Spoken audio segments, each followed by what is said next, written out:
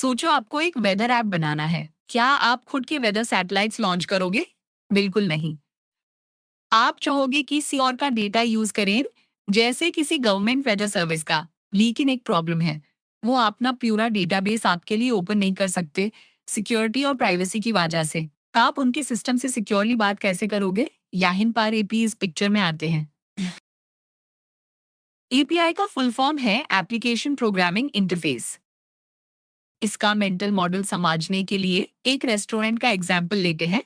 आप कस्टमर हो और पीछे किचन में शेफ है जिसके पास सारा खाना और इंग्रेडिएंट्स हैं। बाहर लोग सोचते हैं कि एपीआई डायरेक्ट किचन का एक्सेस है, पर आप डायरेक्ट किचन में जाकर खाना नहीं निकाल सकते।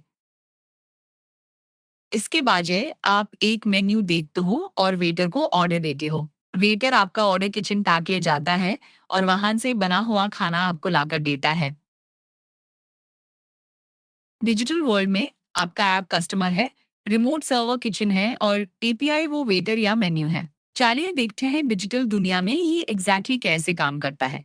जब आपका ऐप वेदर चेक करता है, वो एपीआई को एक स्पेसिफिक रिक्वेस्ट भेजता है। फॉर एग्जाम्पल, एक सिंपल टेक्स्ट फॉर्मेट में डेटा जाता है, सिटी इक्वल्स मुंबई।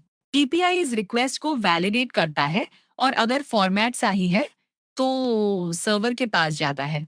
सर्वर अपना कंप्यूटेशन करता है, डेटा निकालता है और एपीआई के थ्रू एक रिस्पॉन्स वापस भेजता है। ये रिस्पॉन्स यूजुअली जेसन फॉर्मेट में होता है, जेस temperature 28 degrees. Pause here and predict, अगर आपने गलत सिटी नेम भेजा तो क्या होगा? एपीआई डायरेक्ट एरर रिटर्न करेगा, बिना सर्वर को लोड किए।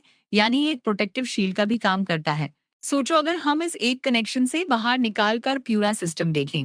उबर, स्विगी, इंस्टाग्राम, आज का पूरा इंटरनेट इन्हें एपी इसके मैसिव नेटवर्क पर चल रहा है। तो शॉर्ट में, एपीआई एक स्टैंडर्डाइज्ड कॉन्ट्रैक्ट है जो दो सॉफ्टवेयर को आपस में सिक्योरली बात करने देता है।